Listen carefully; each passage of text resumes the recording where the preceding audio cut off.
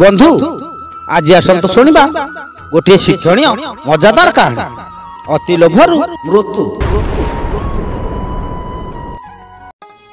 थरे ओटटीए बणरे चरुथिला। ता नाकरे नागिथिबा बसणीरु दौड़ी खंडे ओहଳି तळे घुसुरु थाए। ओट एणे तेणे बुली चरिला बेले दौड़टी केमिति कोन गोटे बुदारे छंदी होई गला। ओटो आउ ताकू काढ़ी पारिला नहीं। कौन करिबो कौन न करिबो बाउला रे ओटो तो किछि जानि पारिला नहीं। कोउटे छंदी हे गला रस्सीटा के जानि जमा खसुन। ओटो एमिति टाणी ओटारी होउथ्या बेले हठात गोटे बिलुआ आसी सेठारे पहुंचिला।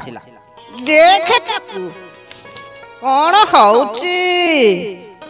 ओटो कहिला बिलुआ नना ये छटारू मते टिके काढ़ी दियंतुनु। बिलुआ कहिला हाँ हाँ हाँ मु काढ़ी देबी जे ता पाई मते तो किछि दबा को पड़िबो। मु तो दरिद्र ओटटिए तुमको कौन देई परिबी बिलुआ नना। हाँ हाँ तो पाखरे जा अछि तू दबु ना। तो देहरु फाळे माउस मते दबु।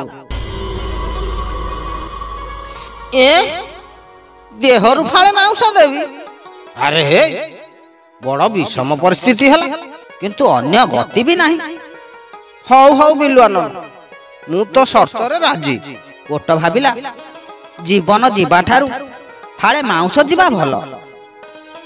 तापरे बिलुआ ओट को मुकुड़ाई देला। ओहो बिलुआ नना तू आज मते बंचेई देलु। ओट भूई रे बसी पड़िला।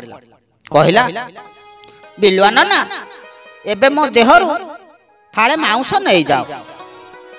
दुख तो मो भाग्य रे लेखाओ। बिलुआ कहिला पाटिया करे।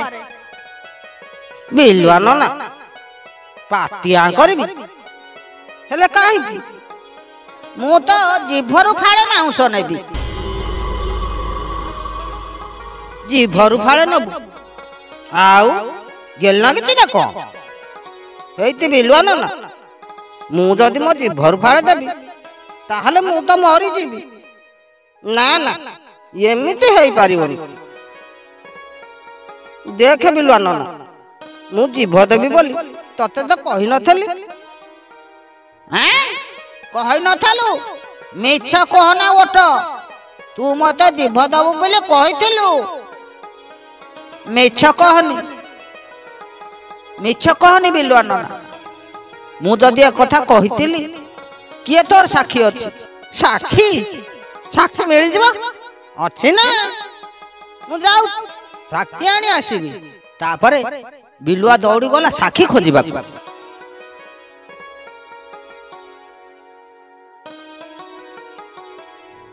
बिलुआ जाई सिंह को कहला महाराज मु तो आपणकर सेवक मु आज महा विपदरे पड़िछि। आपण चाहिले मते मुकुळे दे पारिबे। सिंह कहला ए बिलुआ कोन कहबा को चाहू कह। महाराज आपण टिके मो पाई मिछ कहबे। हैं मु पुणी मिछ कहबी ताले कौन कहबा को पड़िबो। महाराज ओट मते ता जीभरु फाळे देबो बोली कहिछि।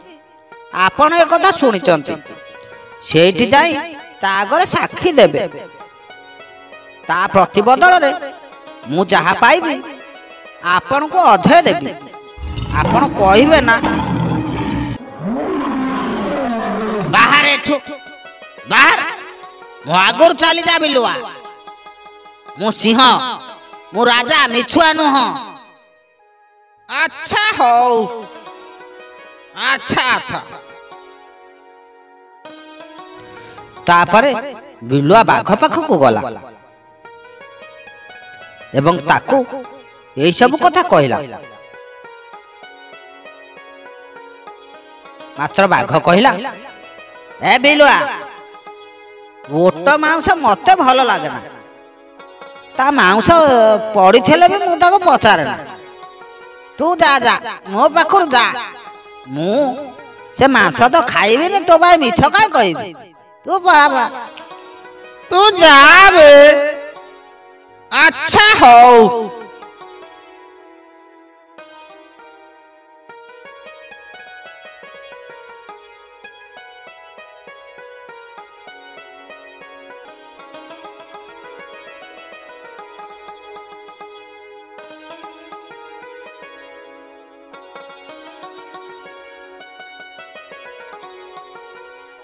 ତାପରେ ବିଲୁଆ ଏମିତି ଗୋଟିକ ପରେ ଗୋଟିଏ ଜନ୍ତୁକୁ ଭେଟିଲା, କିନ୍ତୁ କେହି ତା କଥାରେ ସାକ୍ଷୀ ଦେବାକୁ ରାଜି ହେଲେ ନାହିଁ।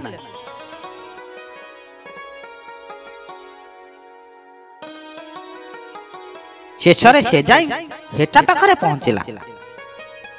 ହେଟାକୁ କହିଲା, ବନ୍ଧୁ ହେଟା, ଓଟ ମତେ ଜୀବ ଦେବାକୁ କହିଥିଲା। ତମେ ଏ କଥା ଶୁଣିଛ। ଯଦି ତୁମେ ନିୟମ କରି ତା ଆଗରେ କହିବ, ତାହେଲେ ମୁଁ ସେଥିରୁ ତୁମକୁ ଅଧେ ଦେବି। ଅଧେ ଯିବ? ଆରେ ଏତେ କମ? ଇରେ ବିଲୁଆ, ତୁ କଣ ମତେ ପାଗଳ ଭାବିଲୁ କିରେ? ମୁଁ ଜିଭ ଟିକେ ପାଇଁ ନିକିମା ହେଇଛି ମିଛ କହିବାକୁ? ଛି ଛି ଛି ଛି। ନା ନା ହେଟା ଭାଇ, ଜିଭରୁ ଅଧେ ନୁହଁ, ଓଟରୁ ଅଧେ। ତେମେ ଜମା ବୁଝିପାରୁନା ଆଉ। ଯଦି ତା ଜିଭକୁ ଛିଡ଼ା ଯାଏ, ଲହୁଲୁହାଣ ହୋଇ ଓଟ ସେଇଠି ପଡ଼ି ମରିଯିବ। ତାପରେ ରାଧେ ରାଧେ, ତମର ଅଧକୁ ମୋର ଅଧେ। ଯଦି ଏମିତି କଥା, ତାହେଲେ ଚାଲୁନୁ, ଚାଲେ। ଆଉ ବିଳମ୍ବ କରୁଛୁ କାହିଁକି? ଶୁଭସ୍ୟ ଶୀଘ୍ରମ୍। ତେଣୁ ବିଲୁଆ ଓ ହେଟା ଓଟ ପାଖକୁ ଗଲେ।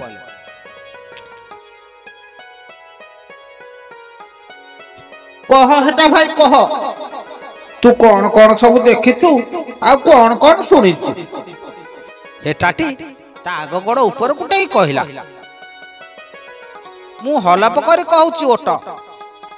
ତୁ ବିଲୁଆକୁ ଜିଭ ଦେବା ପାଇଁ କହିଥିଲୁ, ଏ କଥା ମୁଁ ମୋ ନିଜ ଆଖିରେ ଶୁଣିଛି, ମୋ ନିଜ କାନରେ ଦେଖିଛି ପରା।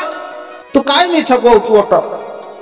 ଓଟ କହିଲା, ଭଲ କଥା, ଯଦି ତୁ ସାକ୍ଷୀ ଦଉଛୁ ତୁ ତ ନିଜ ଆଖିରେ ଶୁଣିଛୁ ବୋଲି ମୁଁ ଆଉ ଫାଙ୍କି ଦେବି। ହଉ, ତମେ ମାନେ ଆସି ମୋ ଜିଭକୁ କାଢି ନେଇଯାଅ। ଓଟ ବଡ଼ ଆଟା କଲା।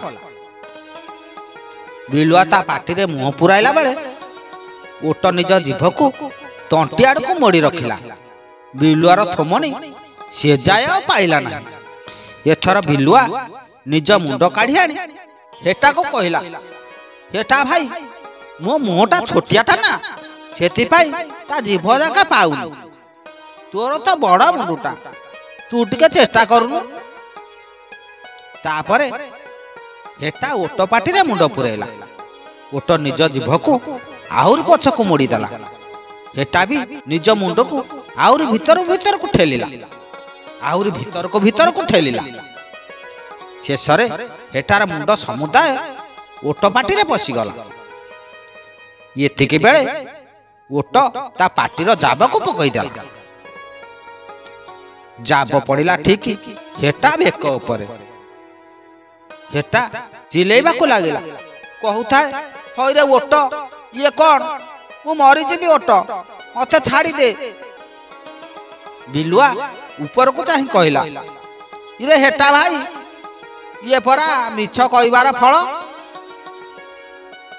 ଓଟ କିଛି କହିଲା ନାହିଁ।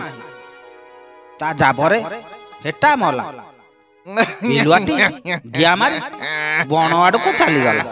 ବନ୍ଧୁ, ଭିଡ଼ିଓଟି ଯଦି ଭଲ ଲାଗିଥାଏ, ଭିଡ଼ିଓ ଗୋଟେ ଲାଇକ୍ କରିଦିଅନ୍ତୁ ଏବଂ ଚ୍ୟାନେଲକୁ ଯଦି ନୂଆ ଆସିଥାନ୍ତି, ତାହେଲେ ଚ୍ୟାନେଲକୁ ସବସ୍କ୍ରାଇବ୍ କରି ବେଲ୍ ଆଇକନକୁ ଦବାଇ ଦିଅନ୍ତୁ ଏବଂ କମେଣ୍ଟ ବକ୍ସରେ ଜୟ ଜଗନ୍ନାଥ ବୋଲି ଲେଖନ୍ତୁ। ଜୟ ଜଗନ୍ନାଥ। ନମସ୍କାର।